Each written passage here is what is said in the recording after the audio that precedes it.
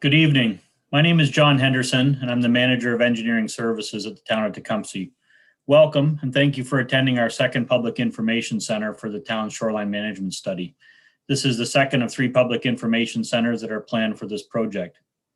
The purpose of the study is to first assess the risk associated with lake flooding and then determine conceptual mitigation and adaptation measures that could be considered to reduce this risk. Detailed design and implementation of mitigation and adaptation measures would ultimately be the subject of a future study. As many of you are aware, lake levels are lower than last year, but they are still considered high. As a result, the potential for lake flooding also remains high. This is very concerning for Tecumseh since a significant portion of the town, the area located north of the Via Tracts, is low-lying and within the floodplain of Lake St. Clair. As a result, the study area for this project extends from Lake St. Clair to the Via Tracts and from the Windsor-Tecumseh border to the Pike Creek.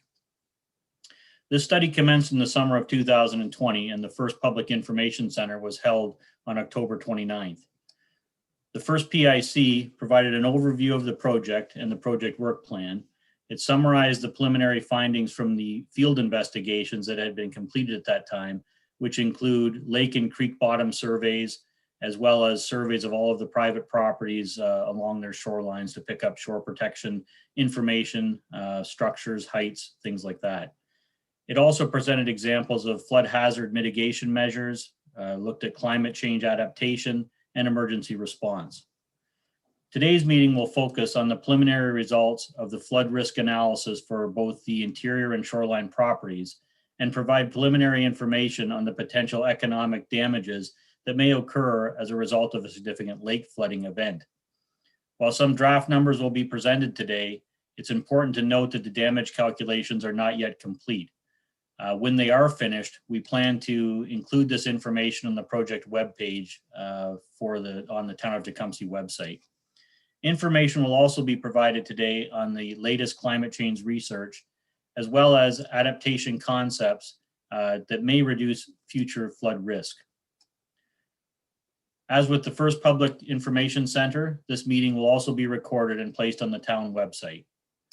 For the most part, today's meeting will be run by the project consulting team, which includes Peter Zuzik from Zuzik Inc. Peter is the project manager. Seth Logan from SJL Engineering Inc. Seth is the lead project coastal engineer.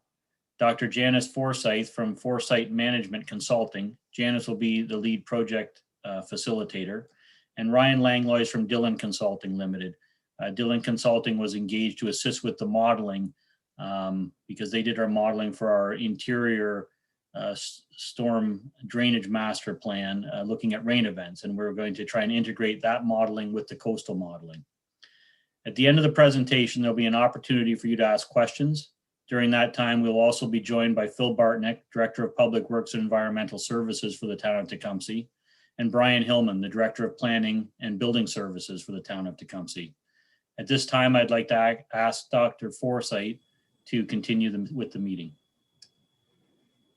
Thank you, John. And I'd like to thank everyone for joining us this evening. And public engagement is really an essential part of the study. So we really appreciate your participation and your input.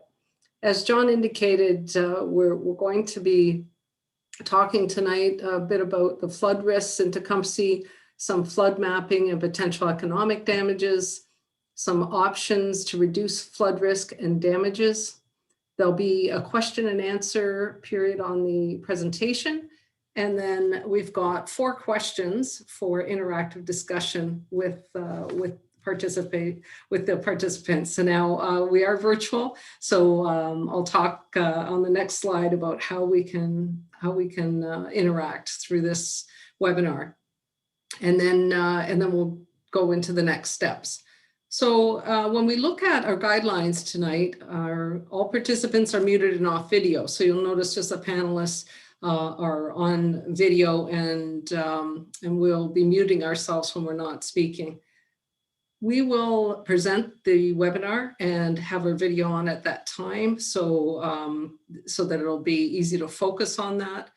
I want to mention that as the presentation is, as you can see, if you're finding that it's too small on your screen, you're the one on your own PC, or if you're on a iPad, if you look for the icon, the view icon, you can make it bigger. There's also a slider on the vertical slider that you can move that over and make the panelist size smaller in the presentation. So have a look at that in terms of changing your view if you're finding that you would like that larger. So during the feedback portion, you can use your question and answer button, which is at the bottom of your screen. You'll click on that and open the window, and then you type your question or comment in that window, click send, and your question will be read by myself and one of the panelists will respond. So you won't be able to see all those questions, but we can see them, and I'll be saying them verbally, and then we'll have one of the panelists respond. If you don't want your name attached, please just click send anonymously. However, I will not be reading names as that Q&A comes in. So you won't be identified in that way.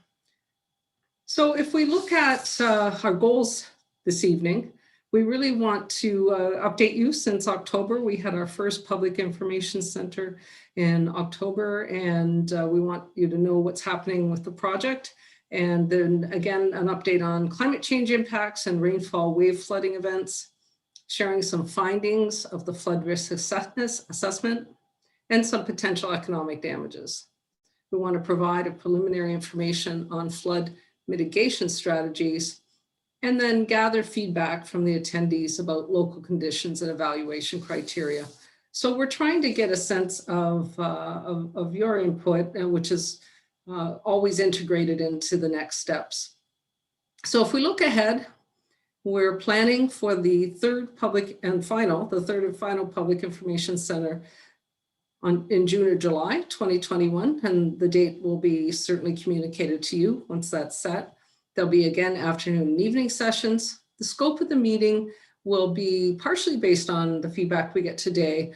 However, we'll also be looking at reassessing the floodplain mapping with hypothetical mitigation projects, looking at those mitigation options to reduce flood risk and improve emergency access, assess the reduction in economic damages with mitigation projects, and get some more feedback from you for the attendees at that event. So the draft report is scheduled for July 2021, and so that report will be given to the town for their review, and then the project will be complete. So again, I'd like to thank you for participating this evening. We're very committed to having your working closely and having your input from the community for this work. So I'd like to turn it over to Pete and Seth for the presentation. All right, thank you, Janice, and good evening, everyone. And thank you very much for participating tonight. We'll do our best to make this an informative and interactive session. So I'm going to start off by speaking about flood risk factors in Tecumseh, and you'll see a lot of these slides where we've put a box in front of the houses just to respect people's privacy. Next, please. So just some quick but important things regarding climate change.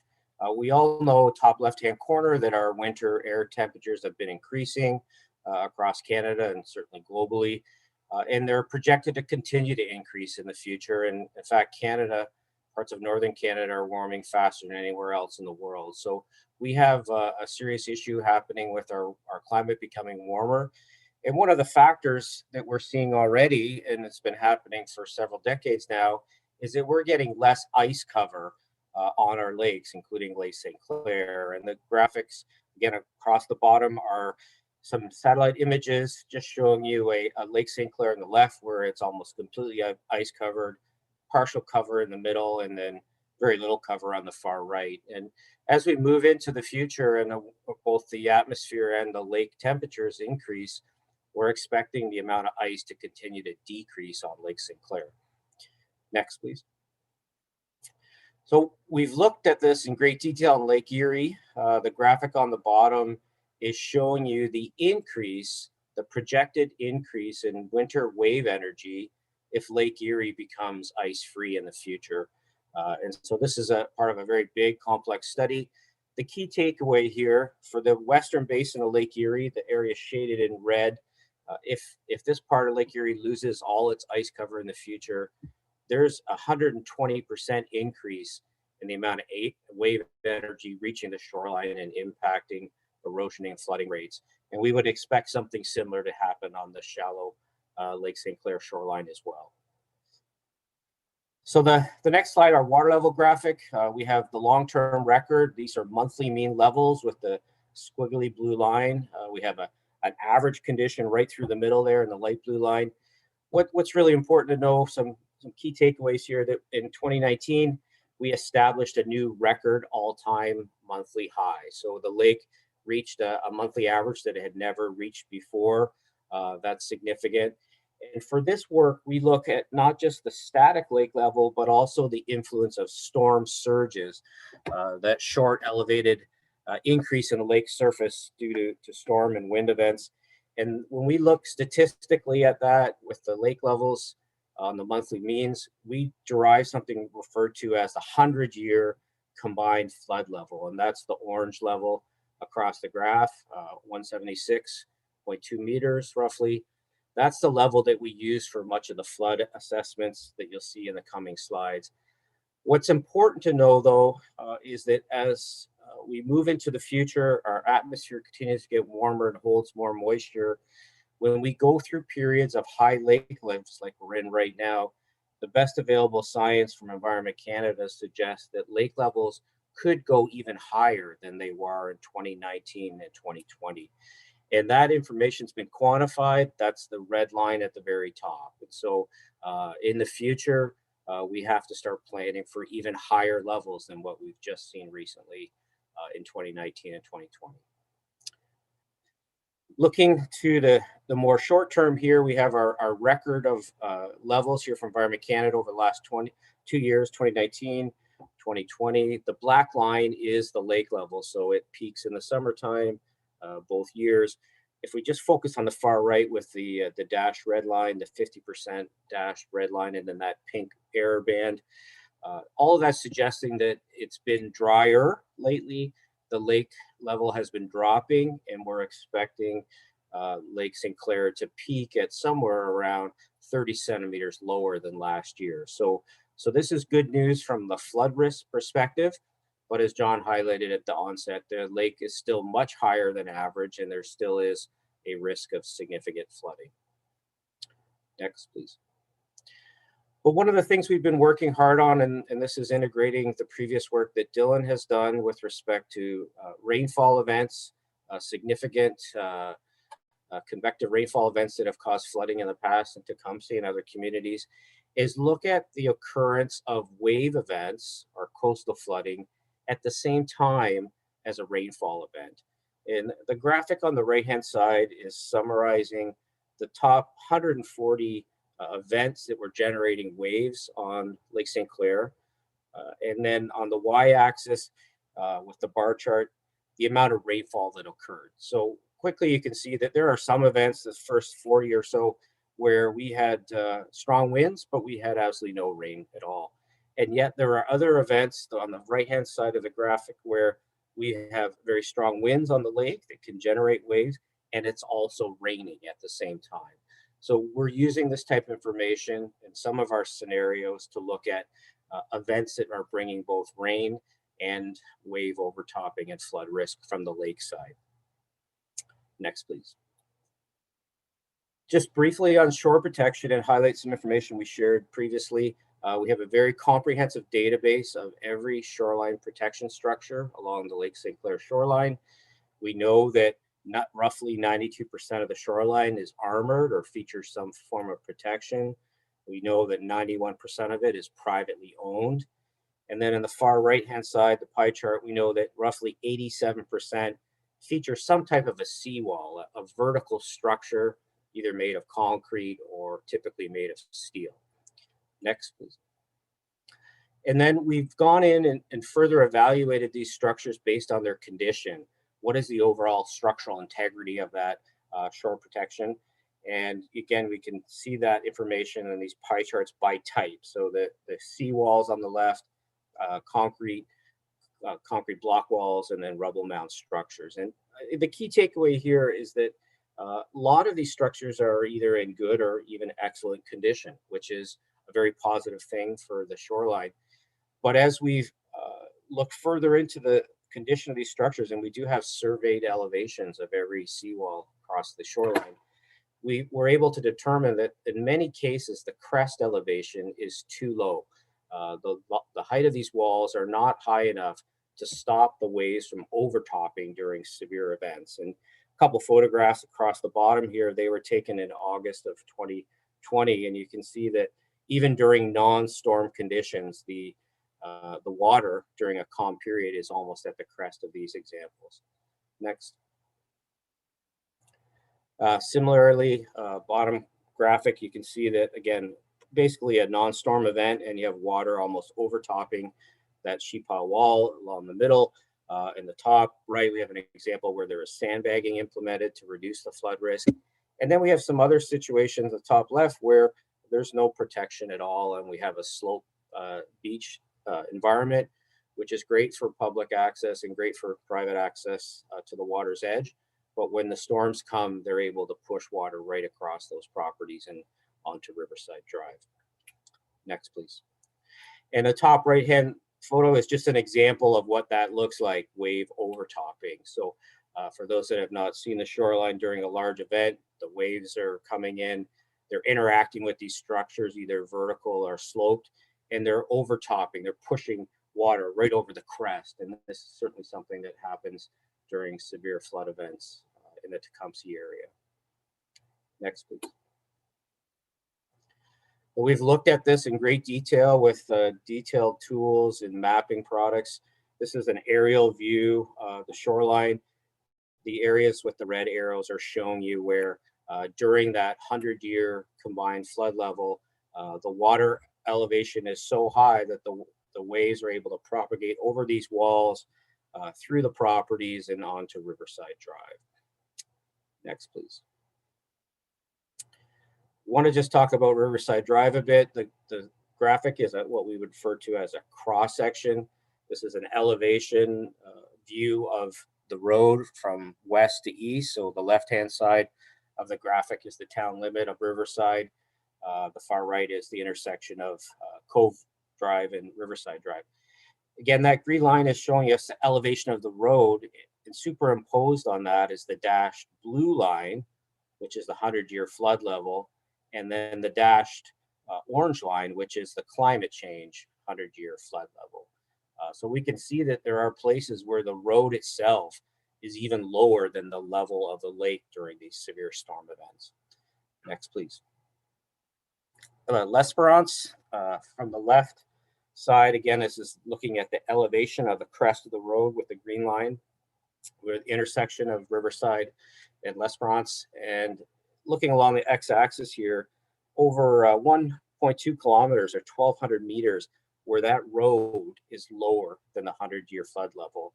That jumps up to almost 1.6 kilometers for the climate change. So this is an area where water can accumulate if it gets through the properties over top of the seawalls along the shoreline.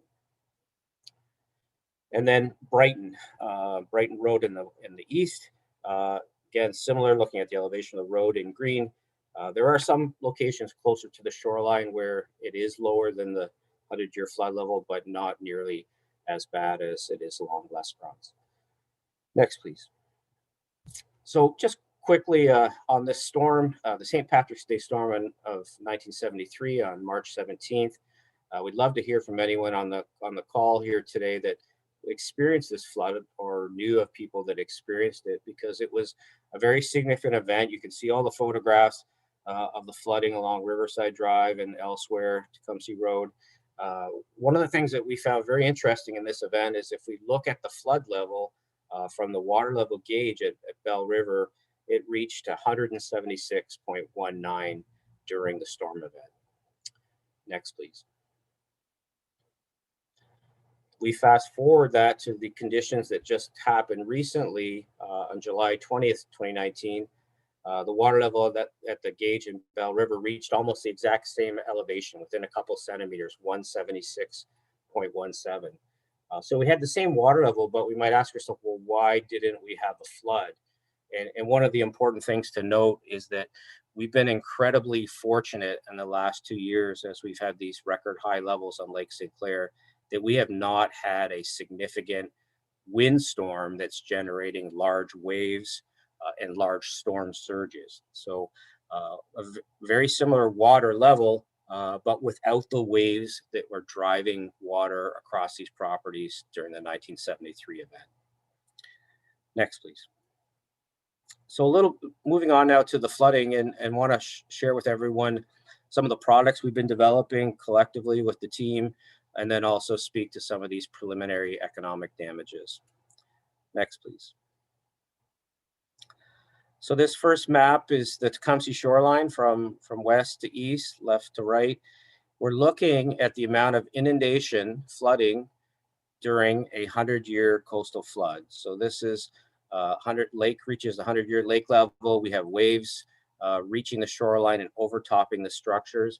And everything that's colored from dark blue to red are areas where we have water accumulating along the northern half of Tecumseh. And this work is a product of the waves crossing the shoreline and overtopping the structures, and then it's being routed or moved through the domain, the computer modeling domain, by the model that Dylan developed for the urban hydrology. So this is simulating where the water would go, and also at what depths would that water reach during the 100-year coastal flood.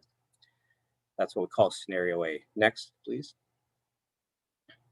So scenario B is the same coastal flood with the additional rain. And so if we, thinking about the previous slide, we have a lot more blue along the bottom, and that blue along the southern portion of the map would be the amount of flooding attributed to the rainfall, and then the northern portion attributed to the coastal flood.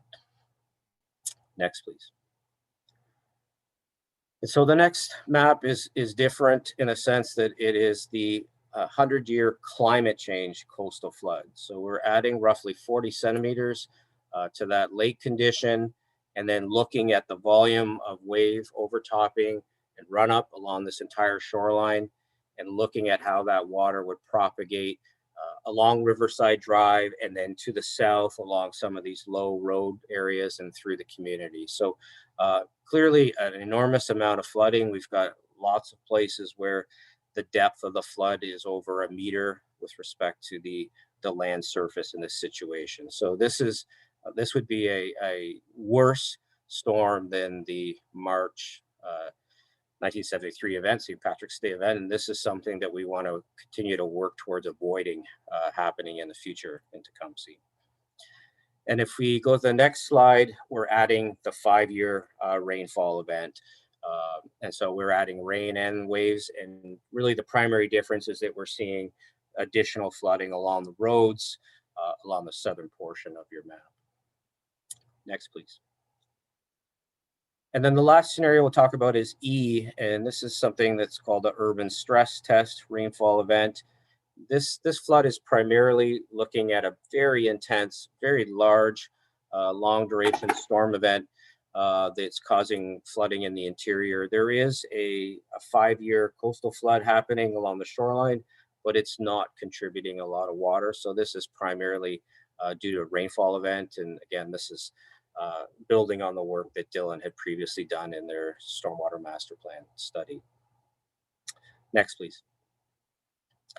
We want to put some of this flooding and getting a sense that obviously there's a dramatic and extensive amount of flooding.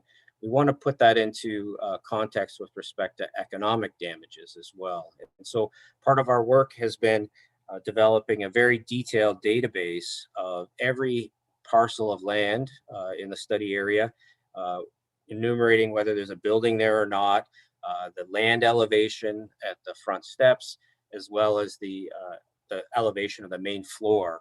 And we put this together with a series, primarily with a series of online tools due to our inability to go and survey because of COVID. So built up a very comprehensive database where we know where each building is. Again, these information that helps us assess flood, and we know the assessed value of the property. Next, please. We're using a flood damage methodology that referred to as stage damage curves. This is something that was developed in the United States by the U.S. Army Corps of Engineers as well as FEMA. If we focus on the left schematic there, when the floodwaters exceed the first floor elevation, there's an increasing percentage in the amount of damage based on the flood depth.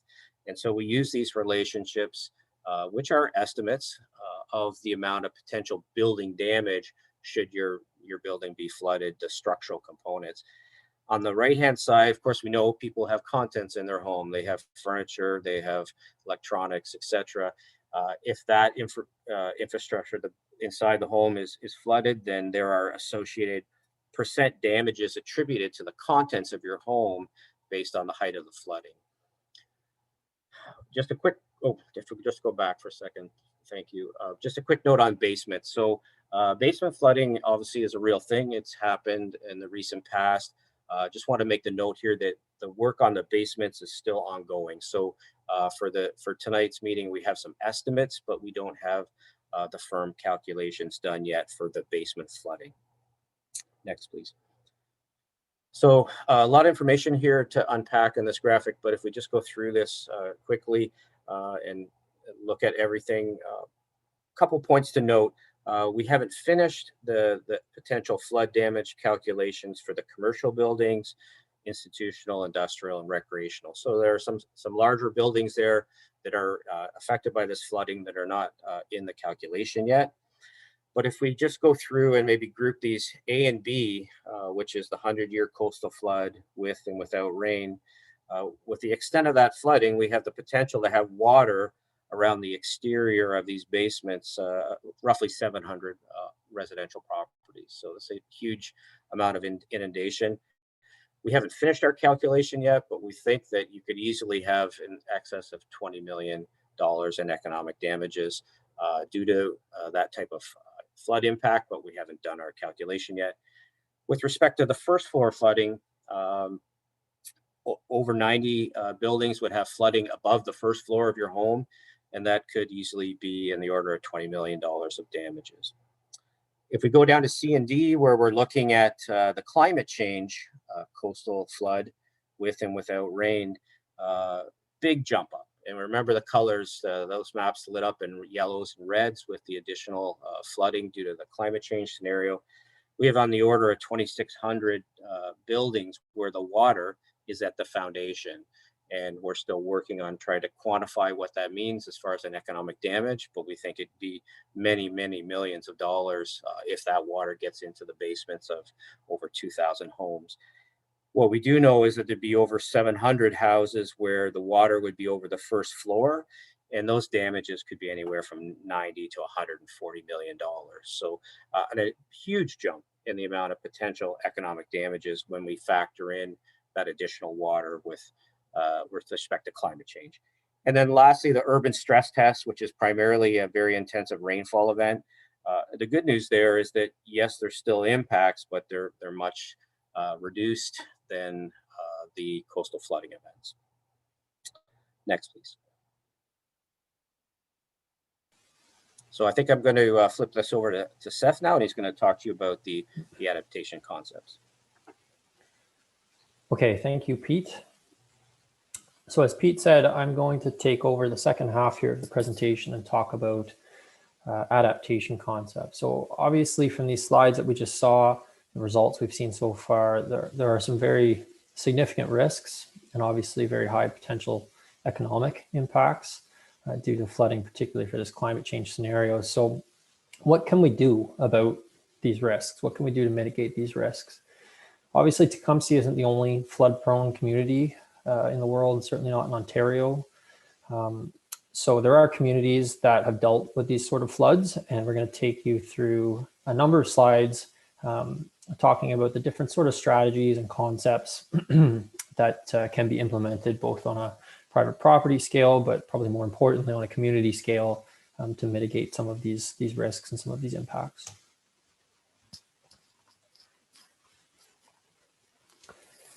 So we introduced this slide in the first Public Information Center at the end of 2020, but it's useful to bring it back again. We've grouped the different types of concepts and adaptation strategies and mitigation strategies into 4 broad categories. So the first category is avoid. This is fairly simple. This is making sure that new developments are not being situated in existing flood hazards, and we're not putting new investments at risk to these sort of floods and impacts. The second one is retreat, which is a strategic decision to relocate public-private assets where the risks are just too high. There are certainly communities where this is essentially the only option remaining. However, we're certainly not suggesting this to be an option for Tecumseh. So what we're really going to focus on is these last 2. The first one being accommodate.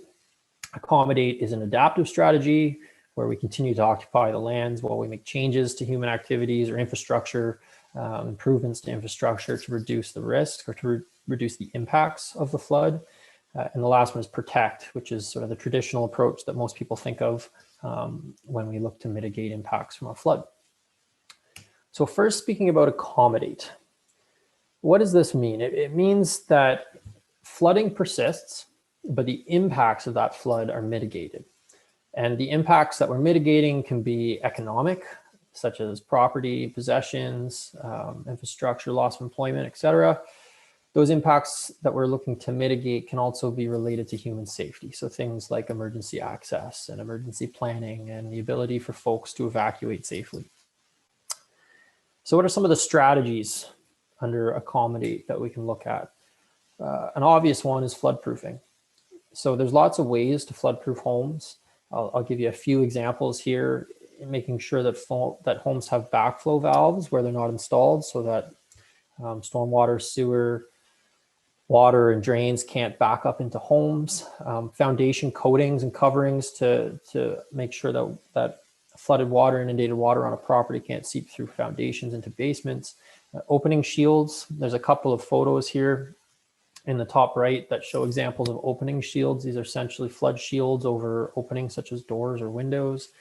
And of course you can raise homes, and the bottom right-hand photo here is actually just down the shoreline at Lakeshore. And this is an example of a home that was raised to get it out of the flood hazard in 2019.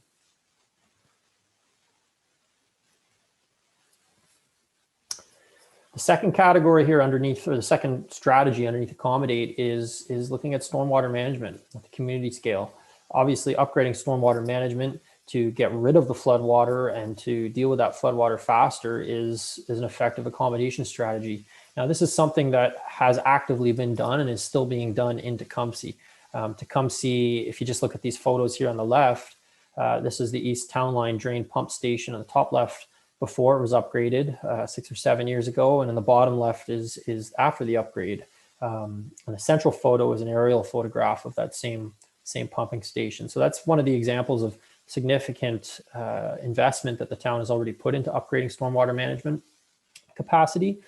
Storm drain master plan was completed by Dylan, as we've spoken about already, in 2019, which included extensive public engagement.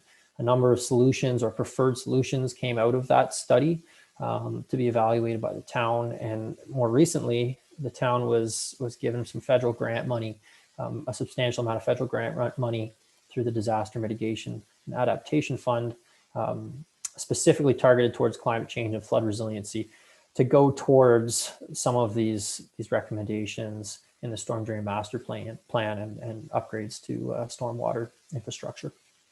So lots of good things happening in this area already. And the last one here under accommodate, it really speaks to the human safety and the risk to the public. We need to have good emergency planning to accommodate floods. And again, fortunately, the town is already working very actively in this area.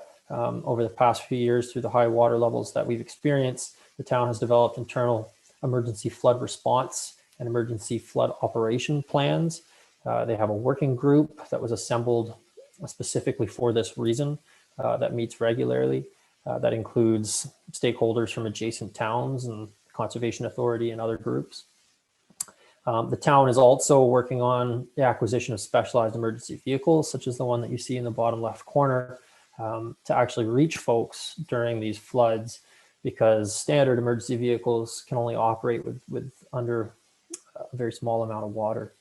And it's important to note that emergency planning and evacuation and so on, emergency preparedness, it's not just about getting people out. Lots of people can get out of these situations on their own. They have their own means, whether it be a rowboat or whatever the case may be, to get out of these types of situations. However, it's important that the community is accessible for emergency services during these types of events, because emergency services need to be able to get in as well as getting people out. So it's important to think about emergency planning in that context. So there's a number of strategies under Accommodate that can be implemented to start dealing with some of these risks, many of which already are. Now we're going to jump into Protect. So just a few points here before I jump into some of the strategies that we can use to protect our community. Wave overtopping, which Pete explained and which is shown in these two graphics on the bottom here, where waves are driven over the shoreline infrastructure by storm waves or by storm winds. This occurs for the vast majority, almost the entire shoreline of Tecumseh during the 100-year event to some degree. 22% of this shoreline, roughly a quarter of the shoreline, has less than 1 foot of freeboard above the 100-year level.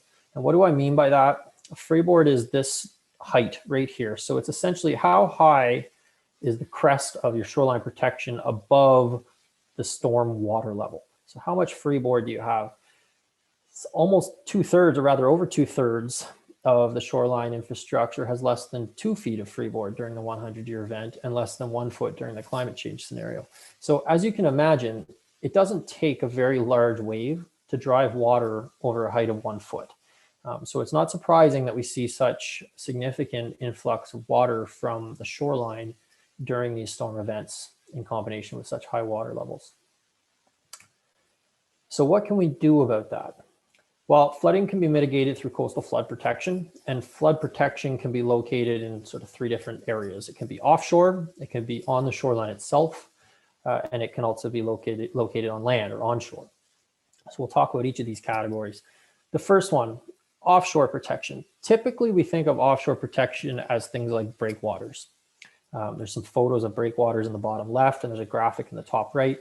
Artificial reefs are similar structures. They're just wider, lower offshore breakwaters that are generally submerged. And the purpose of these types of structures is to dissipate waves. So as waves come in, they break over these structures and you have much calmer water behind the structures. So the advantage of this is that you can offer widespread protection to a shoreline and reduce wave overtopping on a community scale. You can also reduce the wave loading on existing shoreline infrastructure. However, these types of solutions are very costly. They're difficult to construct. Construction has to be done offshore from a barge. Aesthetically, most people don't like seeing a pile of rock when they look out over the water. And although they dissipate wave energy, they don't do anything to prevent the fact that we still have a very high water level interacting with a very low shoreline. So it doesn't totally solve the problem, and they're certainly not typically the most cost-effective solution for floodproofing alone. Nevertheless, it's one of the many tools in the toolbox when looking at community protection from flooding. Now, on the shoreline, we have lots of options, lots of strategies that have been employed around the world and shown to be very effective to mitigate flooding. So I'm going to talk about a few of them. The top one here is obvious: just increase the elevation of our shoreline infrastructure. Sometimes this is easier said than done, but in many cases, it's not that difficult or costly of a solution. There's a couple of photos here on the top right of steel sheet pile walls, similar to what we have on a lot of the Tecumseh shoreline, that have been capped with an extra high concrete cap to increase their crest elevation. Obviously very easy to do and provides you with, if designed to the correct elevation, it provides you with the protection you need against wave overtopping. Rock berms, which is what we're showing on the bottom here. This is a sort of a wide berm of stone. It's a porous structure that's placed out in front and against existing coastal infrastructure. The purpose is to essentially trip up the waves, causing them to break on the rock as opposed to crashing over the seawall or the shoreline itself. A couple examples on the bottom right. These have other benefits in that they provide extra stability to the existing shoreline infrastructure. They're also great from a environmental and biological point of view because they restore a sort of a natural stony shoreline that's really great for aquatic species, aquatic habitat. So certainly lots of pros to that sort of solution as well. Another very easy one here is when we design seawalls or when we increase the crest elevation of seawalls, we can add return walls, or sometimes called recurved or parapet walls. These are essentially walls that are sloped back towards the lake or curved back towards the lake, with the purpose being to redirect waves that crash against these walls back towards the lake. And you can see that a really great example of that in this top right photo. So this is an effective way to basically force that water back towards the lake as opposed to allowing it to propagate over the wall and towards the shore. On the bottom, we have stepped walls. Stepped walls are typically more effective than a flat sloping wall or a vertical wall in dissipating waves and reducing overtopping.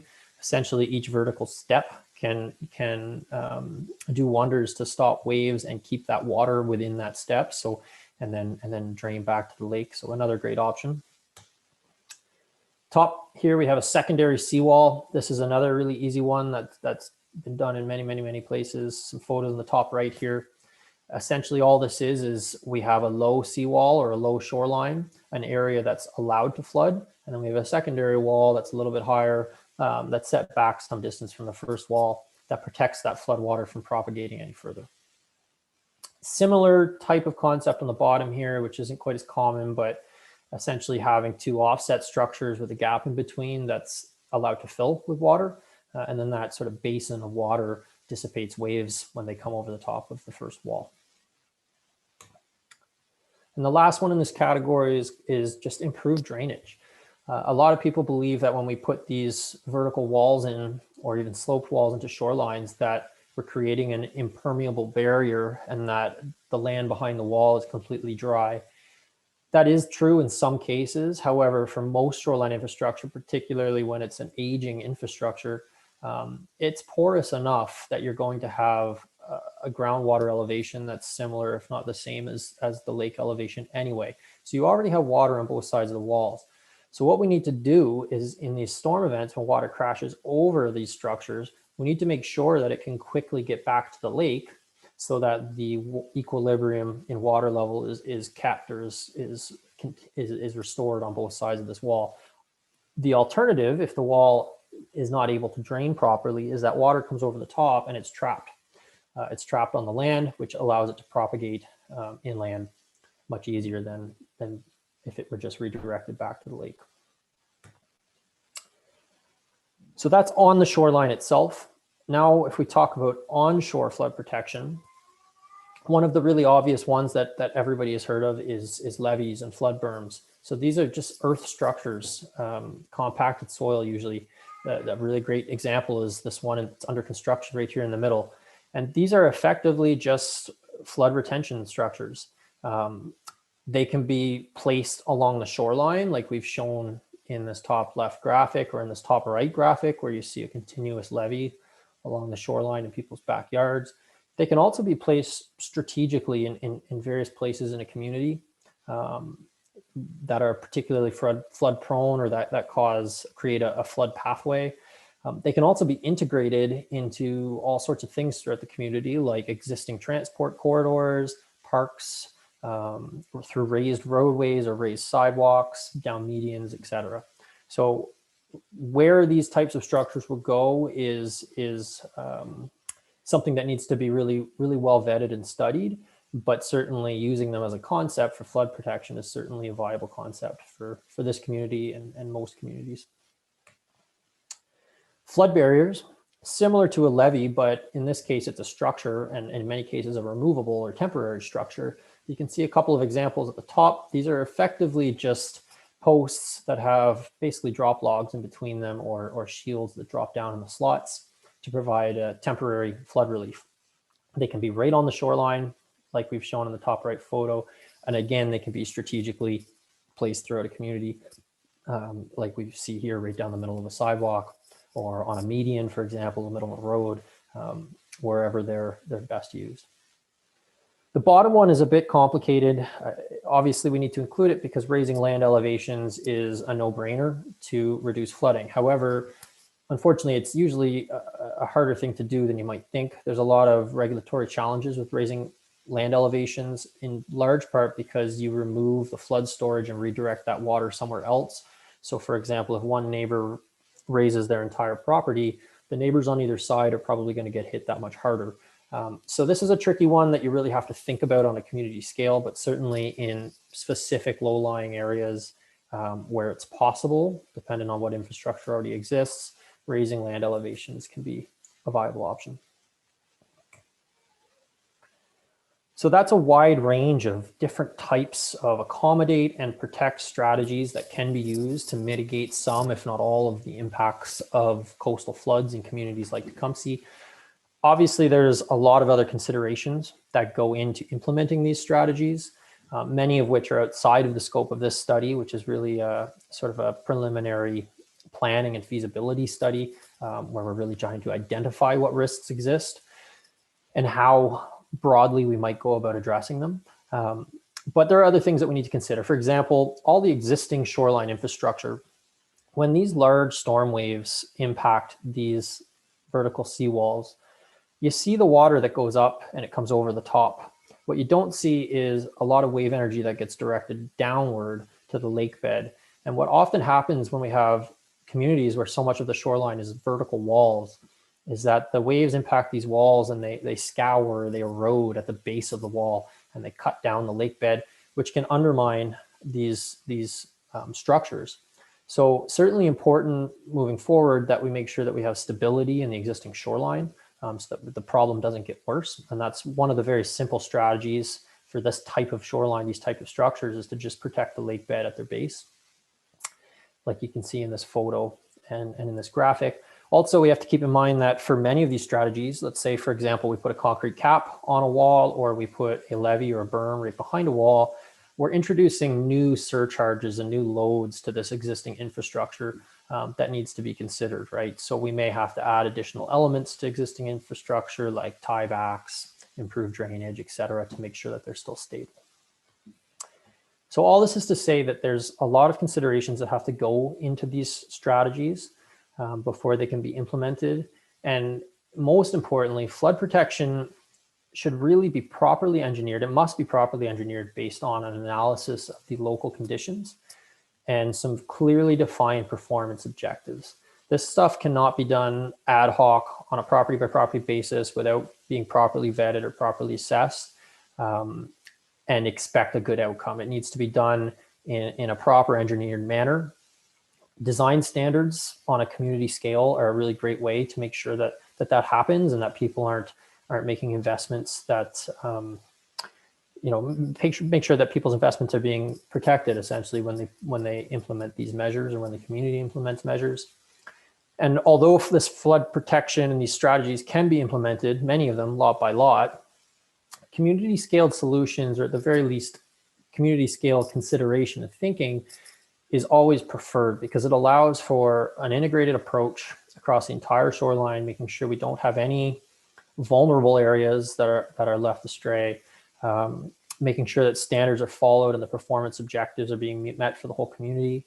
And it's important to note that if you do piecewise lot by lot protection without this integration, without this community approach, sometimes what somebody does on one property can actually increase the vulnerabilities or increase the risk for another. So really important context as we move through the study that we all need to be thinking about this from a community perspective as best we can. And that's one of the really important things, one of the really important reasons why these public engagements are so critical, is to get everybody thinking about these concepts, but also to get your feedback and your input and to just start a discussion about what we can do for the community of Tecumseh. So that's all I have, and I'm going to pass it back to Janice.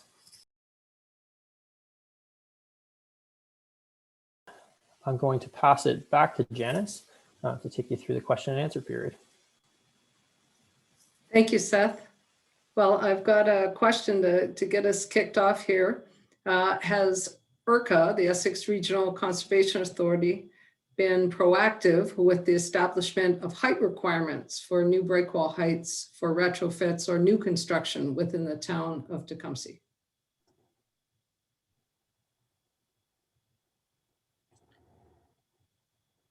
Janice, it's Pete here. I'll take a first stab at that, and just to say that first of all, they've been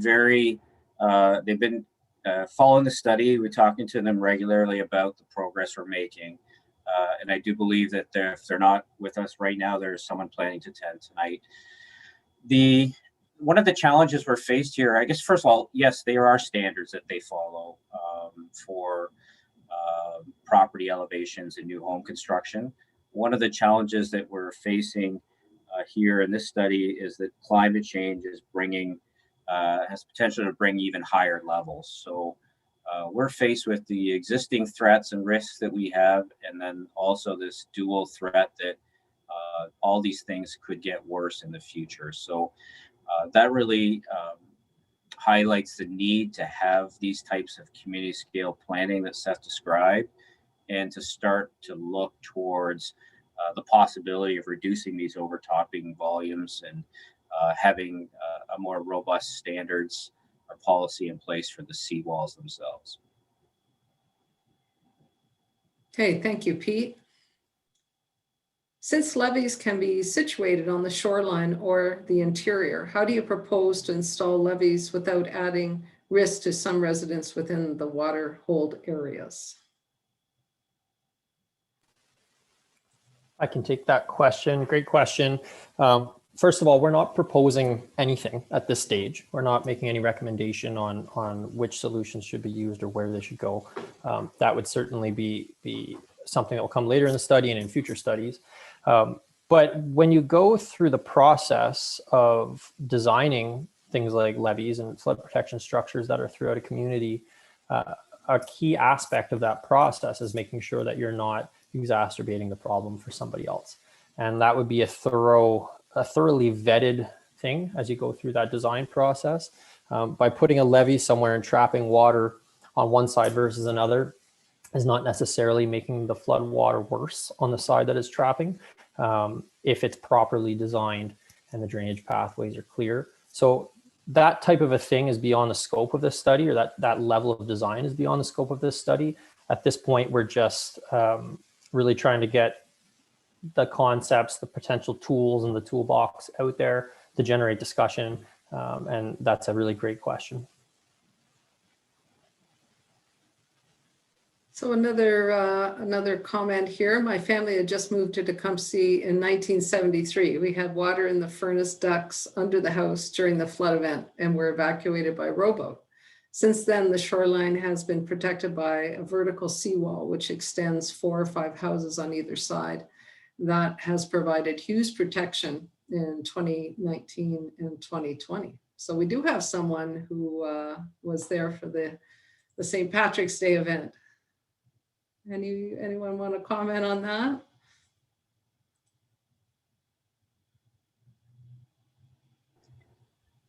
It's Pete, and well, it's great to hear that. And one of the things we talked about with respect to comparing 1973 event to present is that we know there has been upgrades.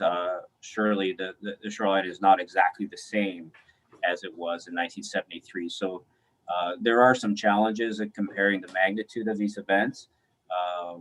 So we're aware of that, and we're also just happy that this property you're referring to has been upgraded, and there were no risks in the 2019-2020 window there we're in. But also, though, a key takeaway is that we didn't have a storm with the strong winds that provide the elevated storm surge levels as well as the waves. So just want to reiterate to everyone that we've been very fortunate so far. It's still possible that we can have damaging flood events because the lake is well above average. But we dodged a bullet in a sense that we did not have the winds or the strong winds that occurred during that St. Patrick's Day event at all in the last couple of years. And that was a huge blessing for everyone along the shoreline. Okay, thanks, Pete. A question regarding when do you anticipate a final solution will be implemented?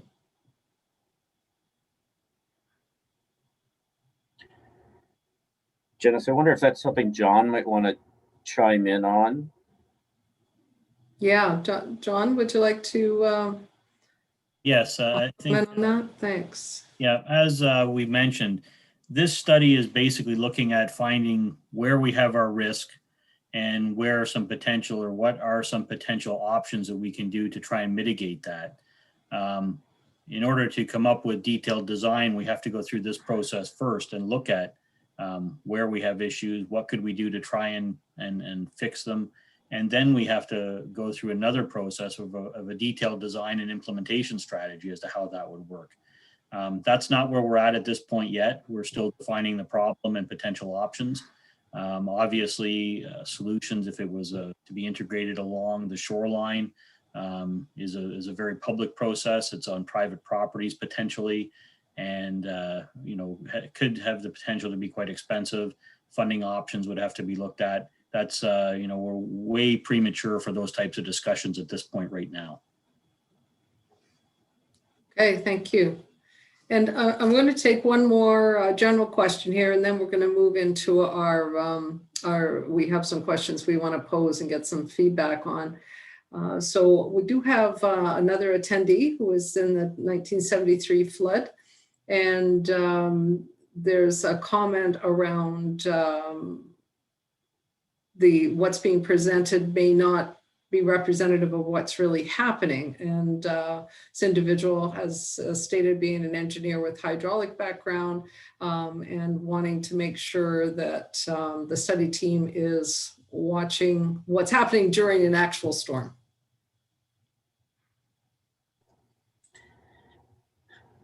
Yes, it's Pete, and I'll just thank the person for the comment, and if they have some specific information about the types of flood risks that they've observed, either at their property or at any location along the Tecumseh waterfront, we'd be more than happy to hear from them and have them share that knowledge with us, and we'll make sure that it gets properly integrated into the study.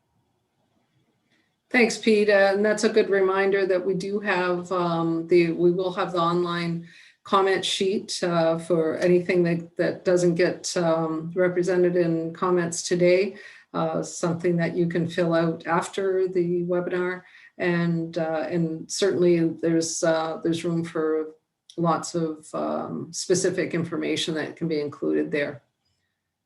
So Seth, let's move to the next section of the presentation, which will be able to have a bit more interaction. And again, use your Q&A.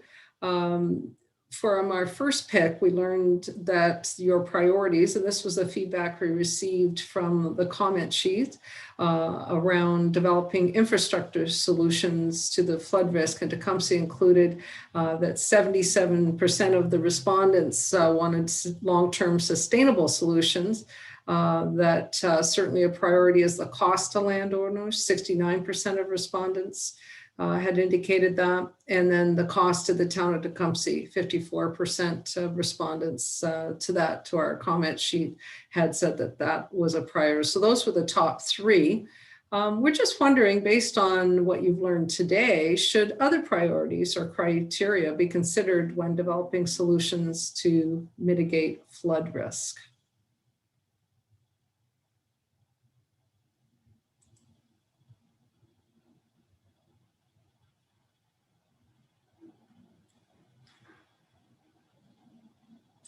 I did notice that I think someone had raised their hand, and unfortunately we're not able to do live comments. So if you could please just type your question or comment into the Q&A at the bottom of your screen. If you click on that and it pops up, you can write your comment in there. Again, it can be anonymous, so you can choose that option. So I'm sure people are typing right now. I'll give you some time to put some comments in there.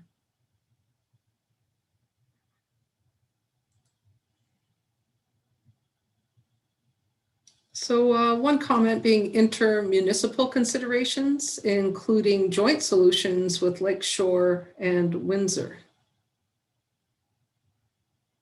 Thank you. Dennis, it's Pete. I'll start at least and just mention for everyone's benefit, we are working in the community of Lakeshore as well right now with a very similar study. There is a public information center meeting this Thursday as well. So there is a dialogue that's ongoing between Lakeshore and Tecumseh, and there are plans to have further conversations with the two communities as far as the magnitude of the risk, how to deal with the uncertainties of climate change. So it's a very good point. We have a little more work to do with the community of Windsor to make sure they're fully aware of what we're up to.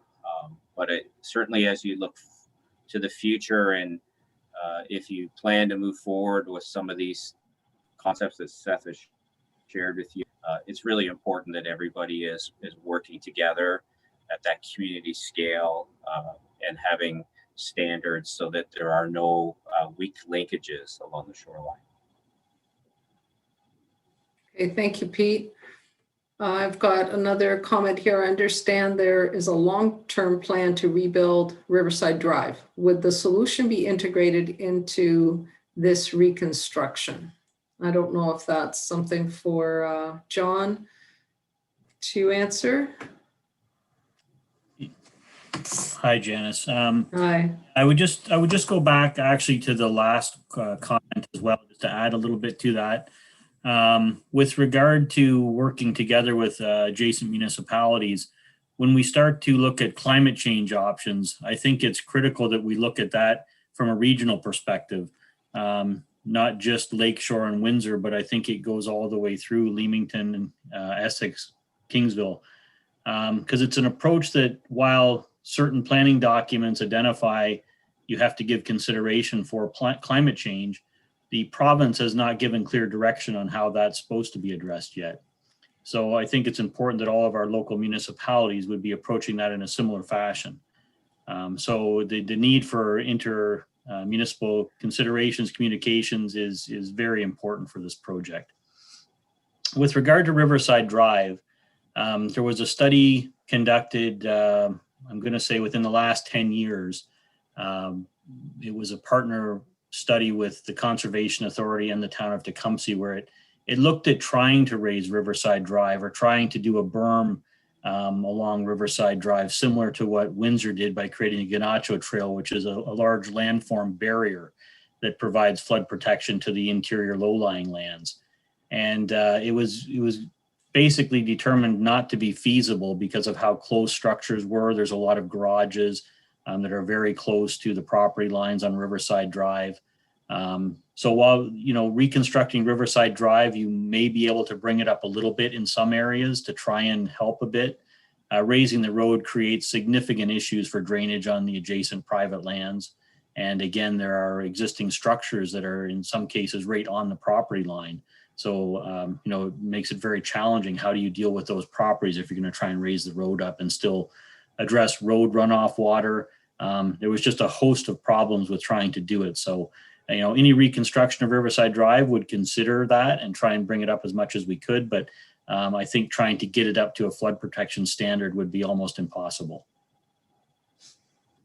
Thank you, John. And just a couple other comments that are concurring with it's great that there's being, that collaboration and other considerations being looked at.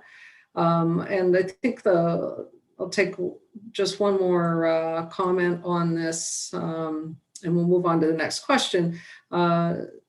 There's a comment around solutions should be provided to homeowners, and perhaps a combination of mitigation strategies could be presented to provide the best fit. Some provincial, federal funding should be provided, which I'll let Pete comment on that. Okay, well, appreciate the comment, and as Seth highlighted, this is these are ideas right now, and the goal of today was to share with you a broad spectrum of ideas, recognizing that some may be better than others in locations, and there'll be personal preferences as well. So I would just suggest that be really important for everyone if they can take a little more time and fill out the questionnaire, the exit survey, and give us some more feedback. And as far as provincial and federal funding, it's a good comment. At this point, there are not projects that are providing funding at the private property scale, but there are things that are being funded at a much larger community scale. So I obviously don't speak for the government. I don't know exactly what they have in mind. We all saw the budget yesterday. If there is ever to be funding available, I would suggest it's going to be for a community that's going to work together at a community scale, not at the individual private property scale. Thanks, Pete.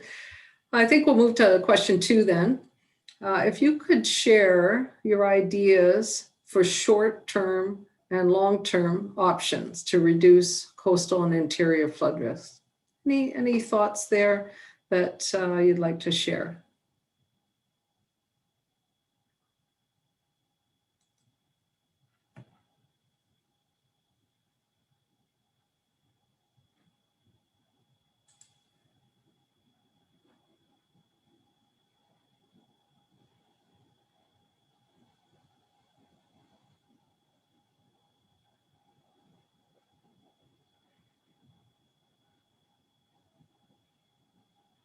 I wish I had some music in these moments, to play as a little interlude as people are thinking, and but possibly if there's no immediate responses, again, this question will be repeated in the comment sheet, and you'll have an opportunity to add some comments there regarding this question. I'll just give it another minute and see. Pete, did you want to interject there? Yeah, well, Jess, it does look like there is a comment there around the stormwater funding.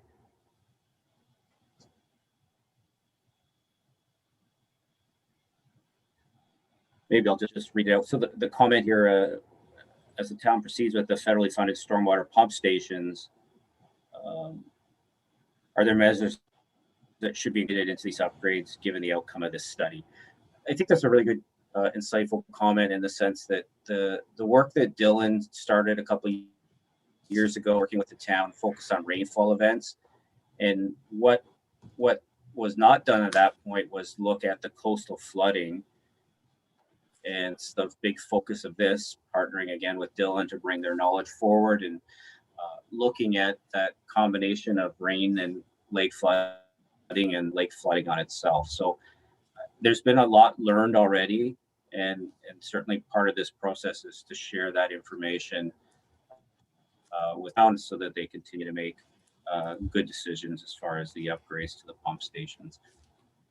I think what hopefully people are to get a sense of is that the pump stations alone are not going to mitigate the flooding, the interior flooding associated with these coastal storms. So as John has made very clear, this is a planning study to raise awareness and knowledge.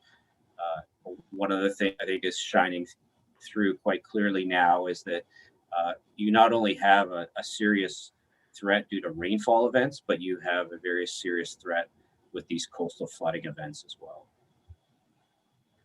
Thanks, Pete. I think this next question is, or a comment, I guess, but I'll ask Seth to make a comment. I like the naturalized edge and scour protection offered. Is an outside in-lake barrier possible?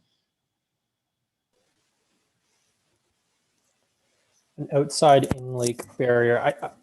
I'm not sure I'm understanding the question, but I think it pertains to putting a flood barrier on the lake side of the walls as opposed to in the interior or on the land side of the walls.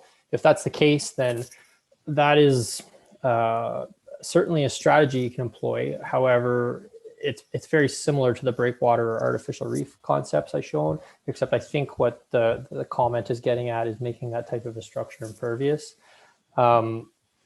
That would create a host of issues with respect to losing aquatic space and aquatic habitat, putting very large structures on the shoreline and removing large areas that would otherwise naturally be inundated. So it's probably not something that would be viable. It would also be a very costly endeavor. But certainly integrating a flood berm or a flood levee type structure with the existing shoreline infrastructure right on the shoreline is certainly a viable option, and one of the options that I think is very important to consider in this particular geography. I'm not sure if I quite understood the question, but hopefully that's a suitable answer. Thanks, Seth. Got a few more comments here. One regarding reviewing all town infrastructure projects going forward to include measures for reducing coastal and interior flood risk. I've got a question about what about ditches, piping and runoff, retention ponds with flow back to the lake to keep water off residential properties. I don't know, Seth or Pete, which one of you would like to respond to that? I can respond. I think that aspect of drainage and stormwater management, really, and overland flow, superficial flow, all of that type of work was looked at and has been looked at throughout Dylan's work over the past number of years. It's really about routing water that's on the land, whether that be coastal flooding water or whether that be rainfall water, routing it within each catchment to the right locations. I'm sure Ryan, I'm not sure if he's on the call, but I'm sure Ryan could speak more to that as he led those Dylan studies looking at that. But I know that they certainly looked at altering drainage ditches and stormwater catchment basins and stormwater infrastructure throughout the community. All of those things were looked at as a part of the prior Dylan study in the context of rainfall flooding. Yes, Seth, I am here. Yeah, so as part of that storm drainage master plan, we did look at all of those semi-urban cross sections throughout the municipality. And as part of the ultimate strategy for a future condition and looking at, I guess, regional and localized flooding solutions, we did look at incorporating larger storm sewer systems as well as pump stations in those areas. Thank you. I'm going to move to the next question. There are a couple comments there that I think will help kick it off, and then we can move this. We got 2 more questions to go, and our time's getting limited here. So question 3 is about emergency access for people and first responders. So emergency access for people and first responders may be limited on some roads during flood events.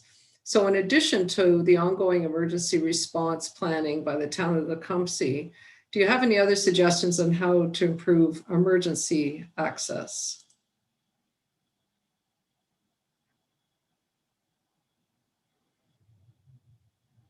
So I do have a comment here that was already posted. When you look at the entire linear dimension of the shoreline, are there some extremely high risk areas more than others that on a short-term basis, armor, stone, or rock could be placed along those areas to reduce risk to others? So I think that somewhat speaks to this next question. Yes, and I can speak to that a little bit. That's a great question. Certainly the flood mapping that we've done thus far shows that there are certain areas that are much more vulnerable than others, particularly the west end and the east end of this geography, where we see a lot of flooding and largely due to low elevations along the shoreline and just inland of the shoreline. As we go through the next phase of this study, looking a little bit more specifically or with higher fidelity at property by property where the vulnerabilities really are, is certainly something that we're going to do, as it'll certainly help inform what the best things that we can do about it will be. Thank you. For in-water mitigating options adjacent to private property, how is ownership and ongoing maintenance of the resulting berm, wall, rock pile resolved?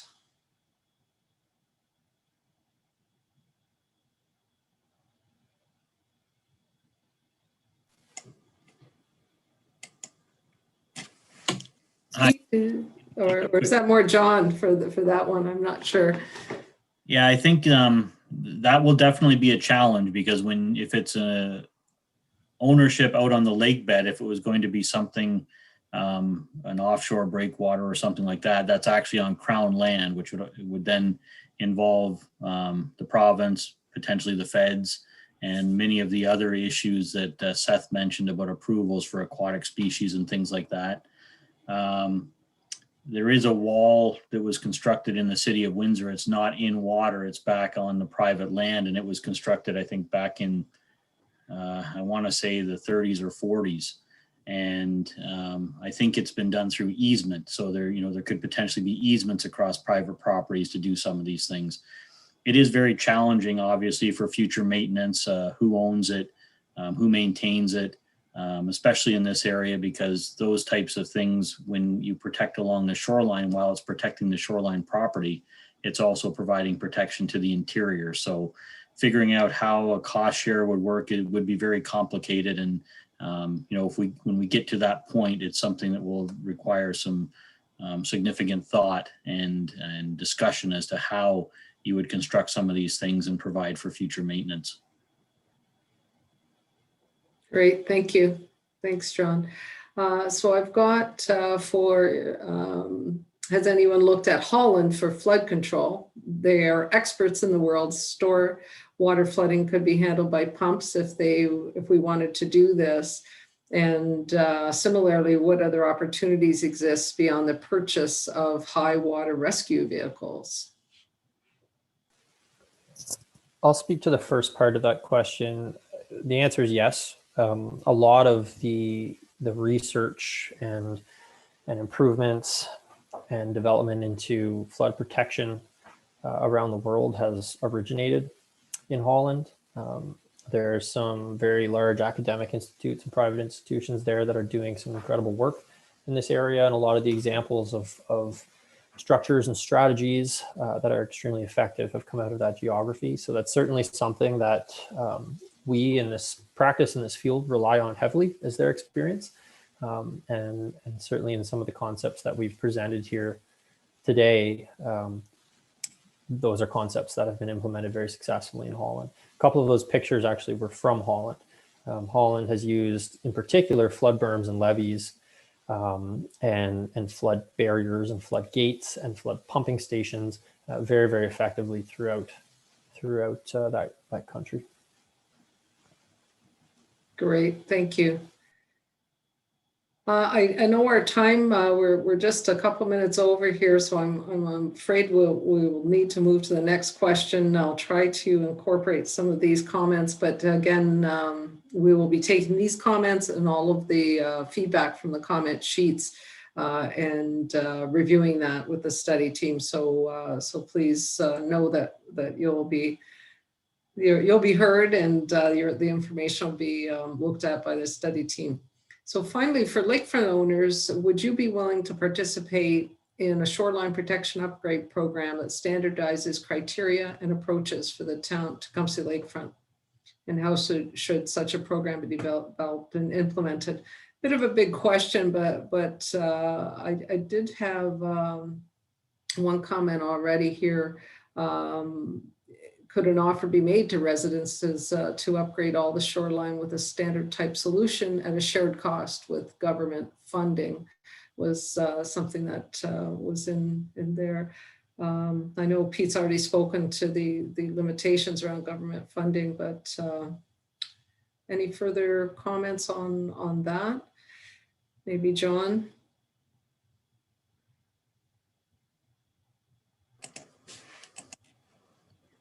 Janice, not really with regard to funding. There currently, to my knowledge, isn't anything that's available. That may change, but at the moment there isn't. for this type of project that I'm aware of anyways.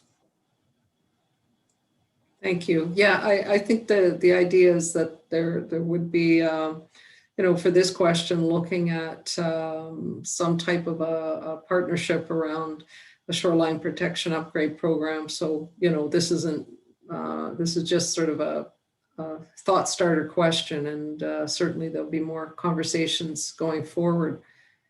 I also have a comment around does the town of Tecumseh have a strategic plan for conducting rescues during coastal flooding events? And I can tell you, I know this because that was shared with us. There is an extensive plan and lots of different strategies in place. But John, did you want to speak to that further?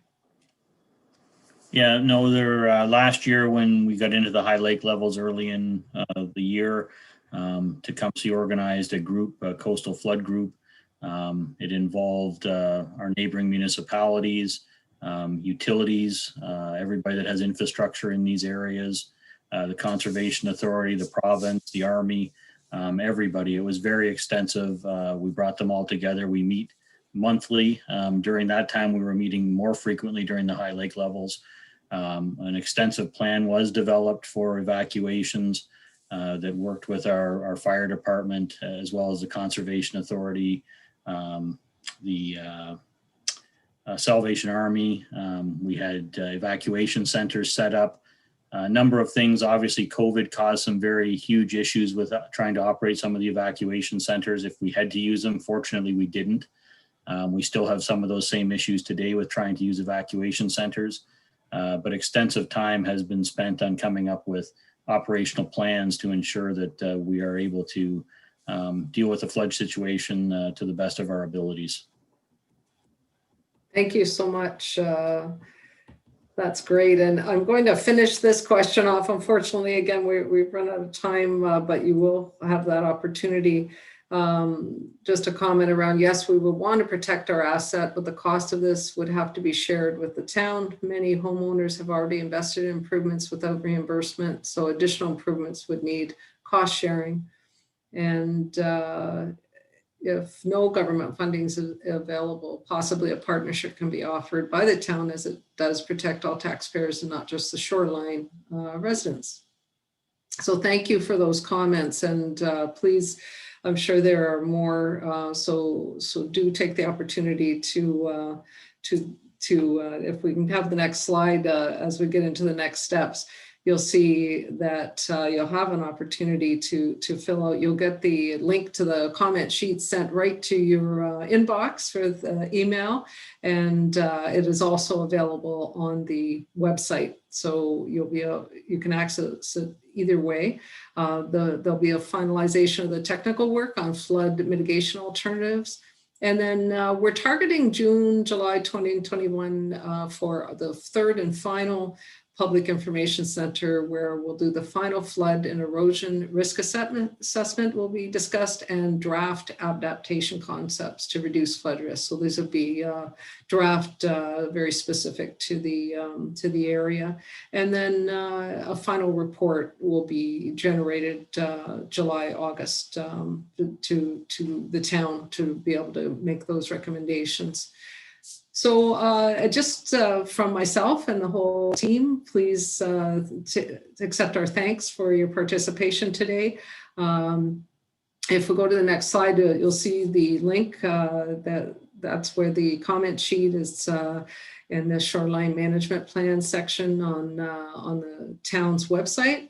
And we do thank you again for taking the time today and for listening. And we do really welcome your comments going forward. That'll be available for about a month on the town's website, and then we'll compile those, and we put those into a report that the study team reviews and integrates into the planning. So John, did you want to say any final comments at all?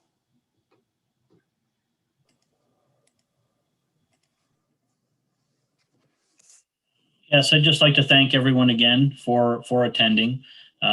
We are really looking forward to comments coming in. It is a public study, obviously, that affects many property owners.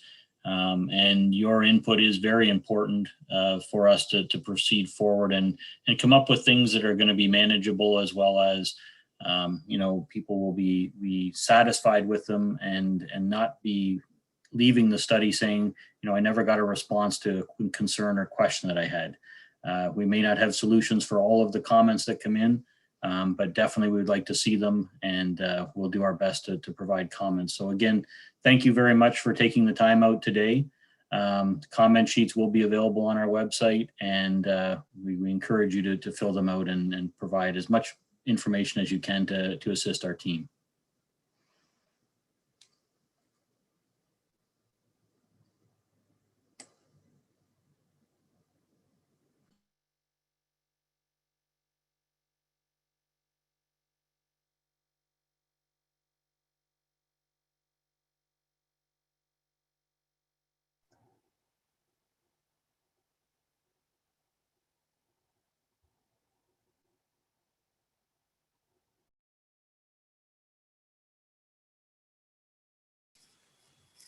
Thanks, Seth and Pete. I'd like to invite you now, if you have a question or comment, to just go down to the bottom of your screen. There's a Q&A box there. Open it up and type those in, and I'll read them, and we'll have the appropriate person from the panel respond. So I'll give you a minute to type in some questions there.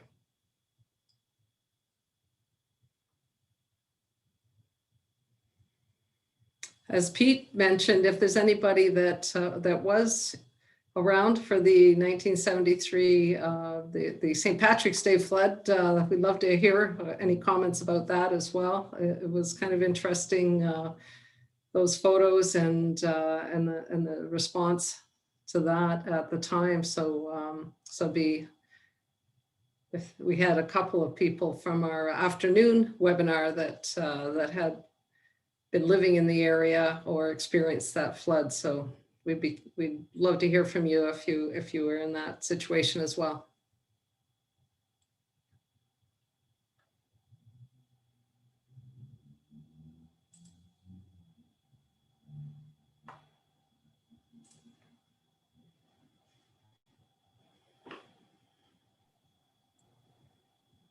While we're waiting, Pete, do you have any comments you'd like to make? Well, yes.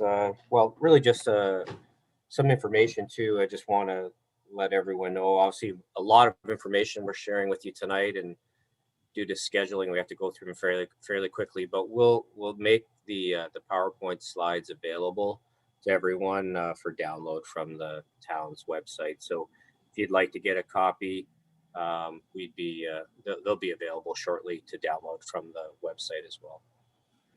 Great, and that is one of our first questions here on the slides, somewhere around 20 to 26. They were saying it was hard to see some of the areas on the map. So this entire presentation will be on the town's website, as will the webinar. So certainly you know, if you want to go back and review that, we encourage people to do that. So that definitely will be available. Next, what I have is I had a chance to view the entire county during 1973 storm, and would be happy to meet with you to discuss what I saw. So I have someone there. I can make a note of that comment. So thanks for that. There are a lot of ideas presented so far. What is the town's plan at this point? John, maybe you'd like to address that. Thanks, Janice. As mentioned earlier, this is our first step with regard to a shoreline management plan.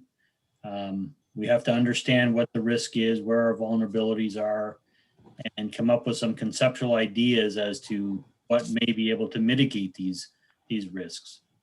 Part of this study, we'll be looking at some conceptual options, things that could be considered. As Seth has just gone through, there are a number of things that can be looked at. The third PIC will dig into a little bit more which things are more suited for Tecumseh and which would get the best flood reduction or flood risk reduction for us. Ultimately, this is not a detailed design study, and the next steps would be to look at detailed design for some sort of infrastructure improvement for shoreline works or for pump stations. What is the town currently doing? We recently completed a stormwater master plan, which looked at flooding from rain events. That was obviously a result from 2016 and 17 rain events. And that plan looked at the 100-year storm event from a rain perspective. It also assessed a climate change event, and it came up with recommended solutions that the town could start to implement. That also came with a very high price tag, and it was around $107 million, $106 million to implement everything.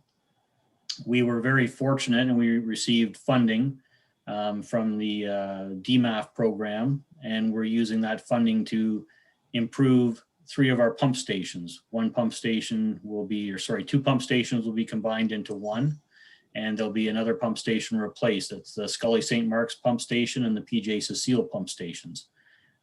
They will be tremendous improvements over what is currently at those pump stations. But again, it takes time. We received $10 million for the project, a little bit more than that, but the projects are also $26 million in total. So a substantial investment from the town in order to make these improvements. Obviously, we can't do it all at once. And we look for funding and any kind of government assistance that we can get when we do these things to allow these projects to advance. And, starting those two new pump stations, they are, a 6-year project from design through to completion. And then once those are completed, that will allow some of the other improvements that are identified in the master plans to move forward. We have to have the outlet first. We're also kind of coordinating some of those improvements with this study to see if there's options and improvements that we can do that would benefit some of these things to help move water. I think it was mentioned earlier, though, that pump stations aren't really the solution to this. They aren't going to move all the water out that the lake can put in here. It wouldn't be feasible to do that. So there's lots of things the town is looking at. We did go in and do some emergency berm work last year on private properties. It was basically built to the elevations that we had available through the Conservation Authority. Understanding it didn't consider climate change. Those things aren't yet determined. We're doing that right now. But we had to do something because we did have some very low-lying threat was real that we could get water coming in through these properties. So I think there was 12 or 14 properties where works were undertaken. And, even with some of the events that we had last year and this year, those works have prevented water from coming to Riverside Drive. So they're doing what they're supposed to do, but, they aren't designed to the information that Pete and Seth have put forward here with climate change, because this is the first time we're doing that. Lakeshore is doing a similar study to this. They're just starting to do their climate change assessment as well. So it's kind of new uncharted territory with coming up.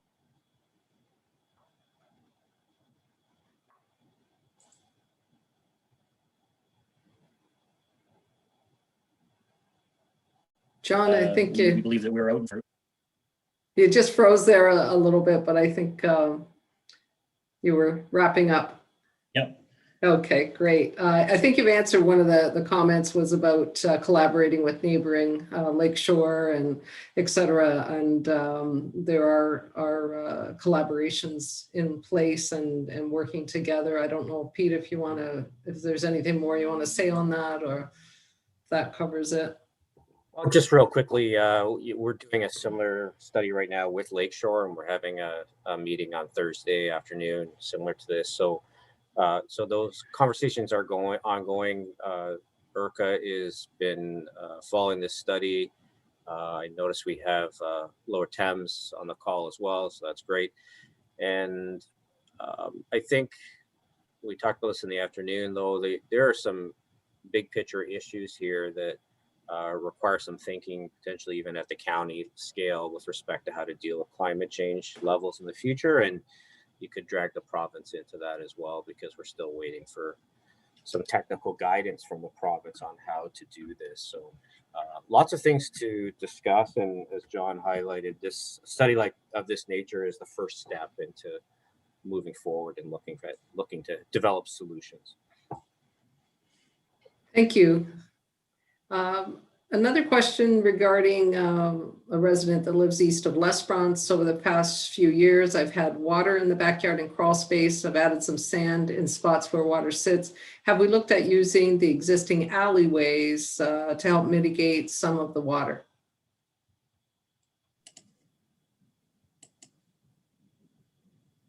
I'll just give a quick response to that, Janice. I think the alleyways, while they may deal with some water, the volumes of water that we're dealing with through these types of lake flooding events, the alleyways simply are not large enough. And, you know, so while they may help in some of our smaller rain events, if there's enough room to do something in there, they generally are not large enough to do anything that would really help or mitigate the situation. Hey, thank you, John. A comment about Beach Grove upgrading their shoreline and flood protection. So this property could only possibly flood from Riverside Drive. Another question around planning and action. There's time to plan and mitigate since the last flood. So John, do you want to take that one again, sort of from this stage where things might be headed? I guess with regard to planning since the last flood,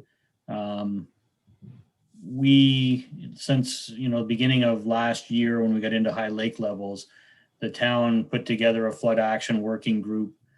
We've developed response plans for evacuations. We've set up evacuation centers, which now unfortunately are very challenging to implement due to COVID, and we can't actually use them. But there's been a tremendous amount of planning gone in with the high lake levels starting last year.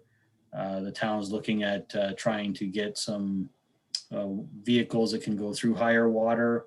So there's a number of things that have happened. Again, all these things take time. They have to be properly planned. We generally, with the extent of money that's required to do these things, require funding. And we're always on the lookout for that funding and making applications to those things. The meetings that we did have set up, they involved not just Town of Tecumseh staff, it was neighboring municipalities, it was the Conservation Authority, it was all the utilities, hydro, gas, Bell, Cogeco, to find out all the infrastructure that's in these areas and that could be adversely impacted. Canadian Army, Salvation Army, very large group of people and organizations involved in these planning meetings. And, I think for the most part, Tecumseh was the first group or first municipality in the Essex region to move on some of these things. And it was due to some of the vulnerabilities that we were aware of here. Thanks, John. Another question about, is it possible to access information about estimated flood risk for a specific area? I don't know if Pete or Seth wants to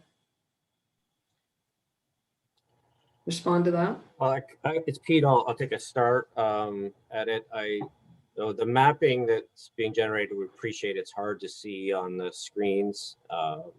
There'll be larger versions of those maps available. This work is not necessarily meant to screen out a specific backyard, but certainly it can be used to identify areas that are higher risk than others. And so that's something we're planning on doing, and certainly looking at where we have some hot spots or areas where the amount of flood risk is greater than others.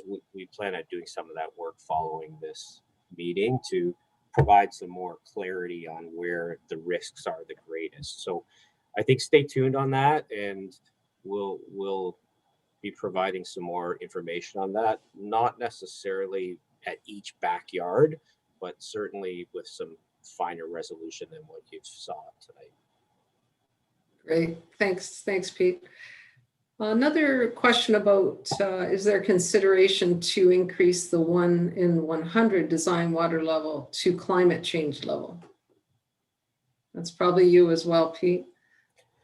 Okay, well, just quickly on that, this conversation has been going on for quite a while, actually, a couple of years at the provincial level. So there was a report done by the provincial flood advisor that was recommending the province integrate the impacts of climate change into their coastal floodplain mapping. Then the province themselves put together a provincial flood strategy, and they stated that they would take a more serious look at climate change and potentially update the guidance. So those were two important steps. The actual work, to Rick's question, that work, specific work on what the recommendation might be, has not been done yet. But I have certainly been hearing noise from Peterborough that that there is plans to start looking at that, and personally, we think it's very important. One of the things in our regulatory approach right now is that we assume that the 100-year level is it, and we exceeded the 100-year level, the historic one, and so, and the climate change science is telling us that when the lakes are really wet like they are now, that we're going to see levels even higher. So from a risk perspective, we think it's really prudent that communities look at higher standards, and I also don't think we need to wait for the province of Ontario to tell us how to do it. We're doing that right now with this study, and I think it's really important that we focus on looking at these higher levels as well, and building resilience into our communities, not necessarily trying to build as close to the lake as possible. Hey, thanks, Pete. And this will be the final question in the general Q&A. It's just a question concerning construction in flood-prone areas, just sort of the town's kind of approach of that with the potential of backyard flooding, et cetera. John, do you want to comment on that? Yeah, I think right now, permits that are issued by the town are in accordance with the current legislation that's out there that has to be adhered to. The studies that are being looked at climate change, it's appropriate that they be looked at right now. Some planning documents recommend that they have to be looked at, but the province hasn't actually provided any guidance on how you deal with climate change events.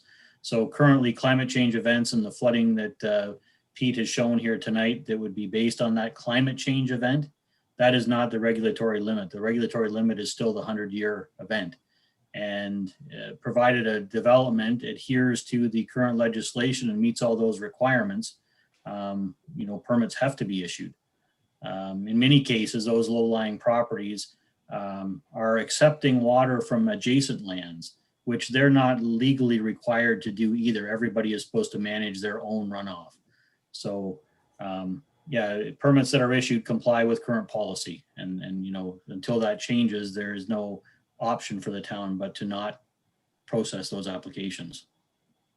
Okay, thank you, John. I think we'll move on to our 4 questions now. So for question number 1, from our first Public Information Center in October, we learned your priorities for developing infrastructure solutions to the flood risk and Tecumseh included. The top response was long-term sustainable solution, with 77% of respondents indicating that as their top priority.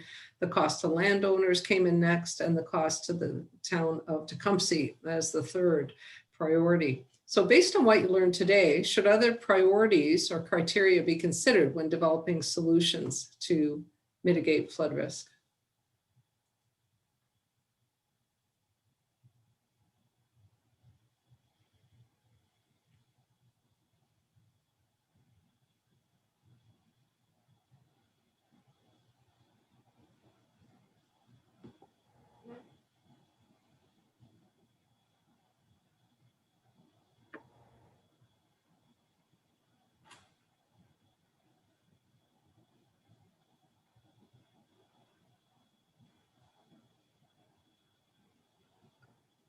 I'm not seeing any responses so far. And anyone from the panel that'd like to make a comment regarding this? I'll open it up to the panelists. Janice, it's Pete. I think just important to mention again that maybe some of the survey instruments that you've set up for after the meeting as well for people to continue to give us feedback. Yeah, absolutely, Pete. Just a reminder that you will be emailed a comment sheet, which will have these very same questions in there, and then some comment boxes just for general feedback as well. So we really encourage you to fill those out. Give us your feedback after today's webinar, and those will be sent to you directly from the town, and also it'll be posted on the website. If there's other people that you know that live in the area that have not been able to participate today, they can view this webinar online on the town's website and also fill out the comment sheet.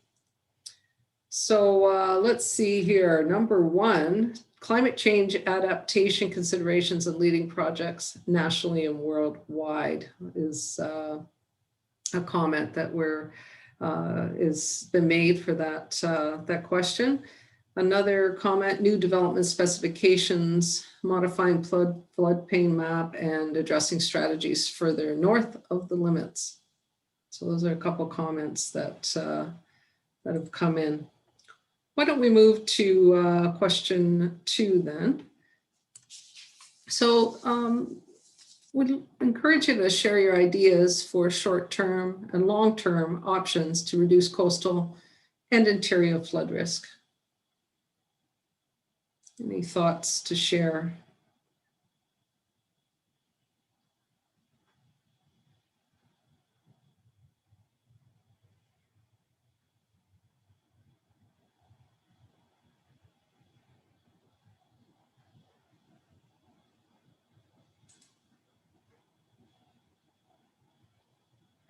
Seth, any comments that you'd like to jump in here with?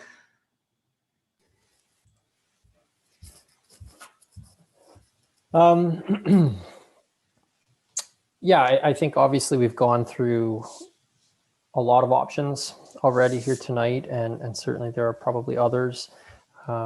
Many of them are better suited as short term, and many of them are better suited as long term. So we just encourage you to kind of go back through the slides and some of the things that we've pointed out, and maybe give it some thought and comment later via the comment sheets. I certainly appreciate that feedback.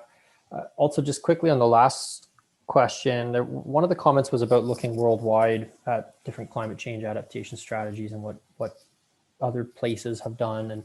And that's certainly something that we are doing.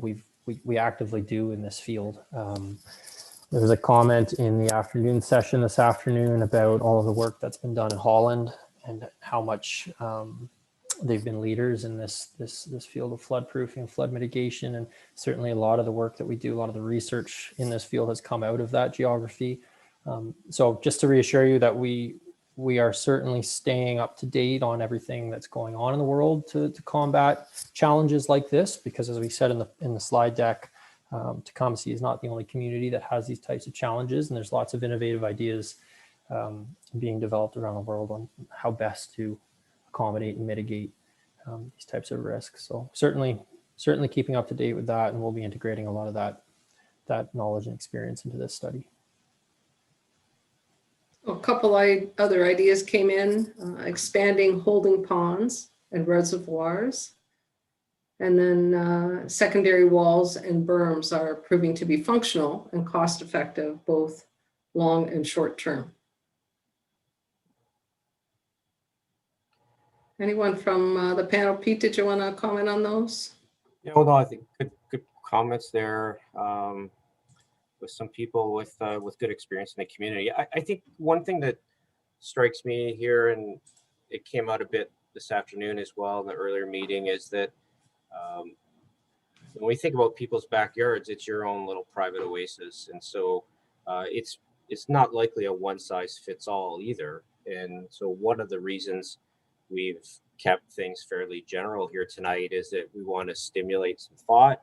But we also want to hear from people, especially those that have properties along the lake. You know, what do you think might work for your backyard? Because it's not likely going to be the desired solution if if you're going to pursue something, wouldn't be uniform. So this is your chance to give us some feedback, either tonight or in the questionnaire, about the kinds of options that you think would be suitable and amenable to your specific property as well.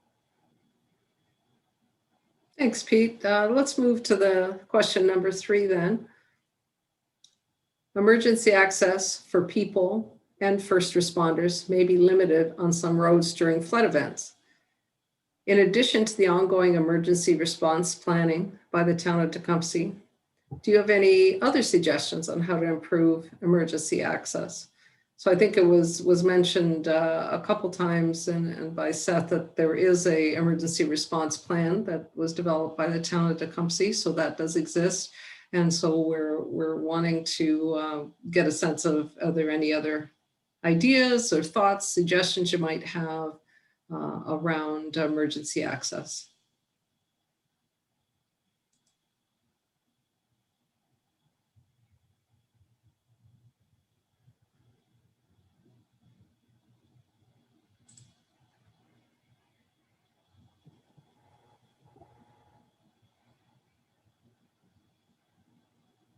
John, did you want to add something about what the town is doing? Anything in addition to what's been said, just to confirm the planning response? I think just as I mentioned a bit earlier, we did go through that extensive process to develop the emergency response plan, looked at evacuation centers, all those types of things. We're looking at getting potentially a high water vehicle. We've applied for funding for that. We've got mapping of the roadways showing depths of water so that our emergency services know the best roads to approach the shoreline and go into these different areas. It's been an extensive process, and we're still working on it, and this information that we're receiving from this study is going to also assist in updating that work that's been completed to date. Great, thank you.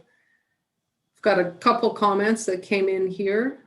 Onshore water rescue options, and another comment around a helicopter landing pad.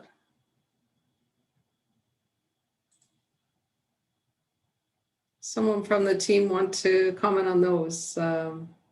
Perhaps you, Pete? Sounds like we got a James Bond movie in the making here. So that's exciting. I think there's no, this is great to see people being creative too. I think this is the time where there's no bad suggestions. So really appreciate all the feedback so far. Seth, did you have a comment? Yeah, I'll just add that, echo what Pete said. I think there's certainly lots of outside of the box thinking that is very worthwhile here, specifically on this topic of emergency access. In terms of accessing from the shoreline via boat, I think that's a great idea. That access would probably be hindered during the storm itself, because we have to keep in mind that what's causing this coastal flooding was a very significant storm surge and very significant wave event. So being out there in a boat, period, regardless of the size of the boat, particularly in close proximity to the shorelines, is probably not going to be a possibility. But certainly in the time following, there will be a period of time after an event like this where the flooding persists and the inundation persists long after the storm, or at least a little bit after the storm is dissipated. And that's a really great suggestion for how we may be able to get to people and help people get out of particularly the shoreline properties. So yeah, really good ideas. Great, thank you. Let's move to our final question. And this is being posed for lakefront landowners. Would you be willing to participate in a shoreline protection upgrade program that standardizes criteria and approaches for the Tecumseh lakefront? And how should such a program be developed and implemented? Just a comment that came in after on our last question is, in addition to specialized vehicles, a contact list with residents with tractors, et cetera, could be done. So thanks for that comment.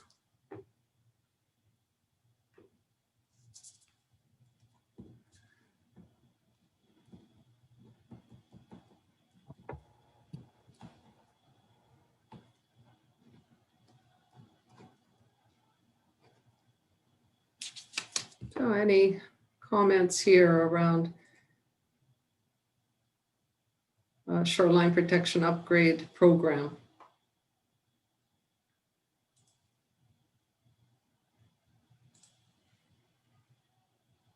Pete, do you want to comment on what was being thought of here when we created this question? Sure, I'll just say a little bit, maybe as people are thinking, and Seth has alluded to this several times. Along the lake, where you're only protected to the degree of your weakest link.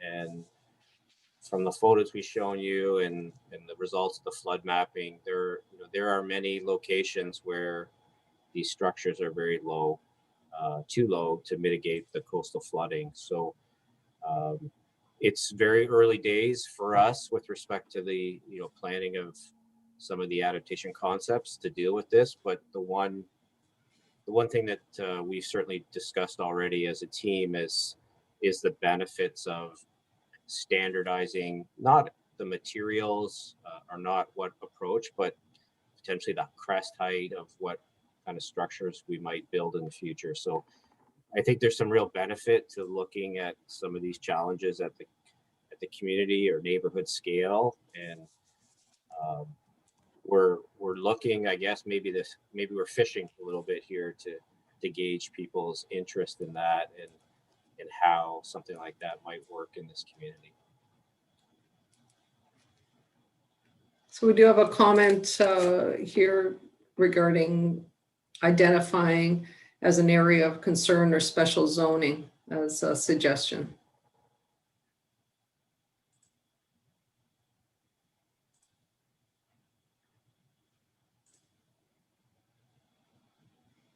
John, is that something you'd want to comment on? I think if Brian Hillman is on, our director of planning, it might be something more for him.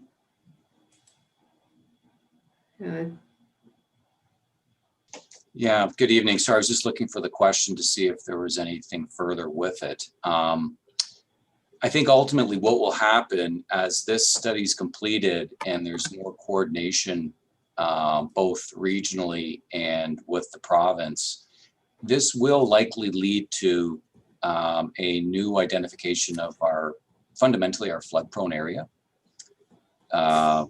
because ultimately that will make its way through planning documents, both at the county level, which is where provincial policy is first implemented in our region. And then it will make its way down to the local planning documents. So I would suspect that there will ultimately be some reconsideration of what constitutes not only in Tecumseh, but probably throughout this region, because of just the common situation that we have and the expectation for some regional approach. There will be some adjustments to the planning documents once this process and others continue. And I know that the county is looking at this as well. So it's, for the time being, certainly we're working with the existing regulations that we have that are in effect. But before anything further were to happen, I think there's more information required, and certainly some further discussion. And I think Pete mentioned this at the provincial level, because really there are some legislative authorities that have to be taken into account. And I think I heard him mention that there have been some discussions with the province around sort of the regulatory environment that needs to flow from this type of work. So I realize that's a bit of a long answer, but I think at some point this will translate into further work that will lead to possibly some new flood prone areas being identified. And ultimately that would be through planning instruments at the county and at the local level. So hopefully that's somewhat. Thanks. Yeah, thanks, Brian. Appreciate that. Well, I do see one comment. I'll take one more comment and then we, so shoreline and reaches sections with common characteristics and issues should be identified and will need to get cooperation among our neighbors to be successful. We will need to have meetings to review options and costs, etc. So it does sound like there is some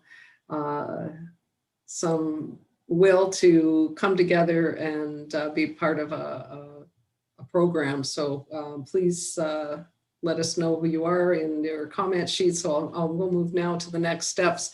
That is where we're headed, is that next we would like you to, as I said, you will be emailed a link to the comment sheet because you had registered for this webinar, so you will receive that.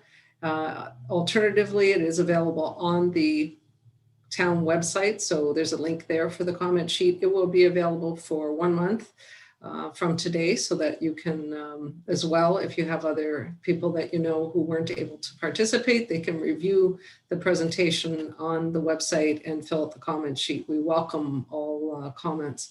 The technical work will be finalized on the flood mitigation alternatives.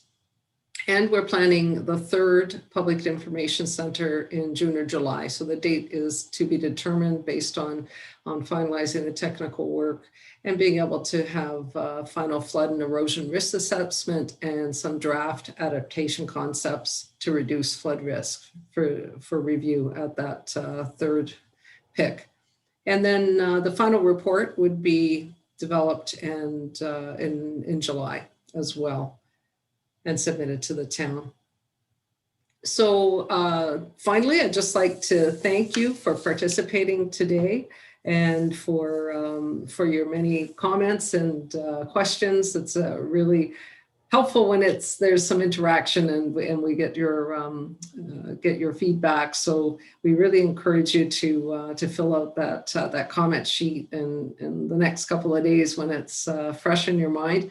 And then as well, we look forward to your participation in the future in June and July when we determine that date. So I'll turn it over to John to do the final comments, and thank you again. Thank you, Janice. Yes, I'd just like to also thank everyone for participating. Your input is important. It helps us determine the direction forward for this study, and you know, you people are on the ground out there all the time and you see what happens along the shoreline, and your information is very important. I'd like to thank our panel and study team for the time they've put into this today as well. And just a reminder, I know Janice just said it, but the comment sheets are available online, and this presentation will be put online. If you have the time, go back, look at it again. You may have some other questions. By all means, submit those questions, and you know, we'll do our best to respond and consider them in the study. So again, thank you, everyone, and I hope everyone has a great evening. Good night. Thanks. Thank you, everyone. Bye-bye.